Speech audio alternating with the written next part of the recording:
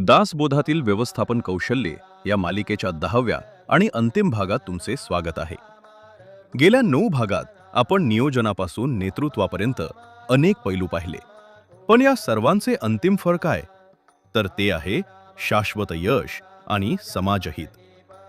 समर्थ रामदास स्वामी म्हणतात, सामर्थ्य आहे चळवळीचे, जो जो करील तयाचे. पण हे सामर्थ्य तेव्हाच प्राप्त होते जेव्हा तुमचे व्यवस्थापन निस्वार्थ असते. समर्थांच्या मते खरा मॅनेजर किंवा लीडर तोच आहे जो केवळ स्वतःचा विचार न करता आपल्या कार्याद्वारे समाजाचे दुःख दूर करण्याचा प्रयत्न करतो.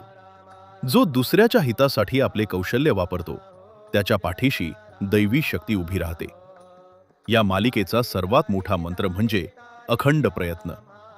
समर्थ म्हणतात की यश ही काही अपघाताने मिळणारी गोष्ट नाही, तर ती योग्य व्यवस्थापन आणि ईश्वरावरील श्रद्धा यांचा संगम आहे. यत्न तो देव जाणावा, म्हणजेच तुमचे प्रामाणिक प्रयत्न हाच देव आहे. जर तुमची नीती शुद्ध असेल, तुमचे नियोजन पक्के असेल आणि तुमच्या कर्मात सातत्य असेल, तर जगातील कोणतीही अडचण तुम्हाला रोखू शकणार नाही.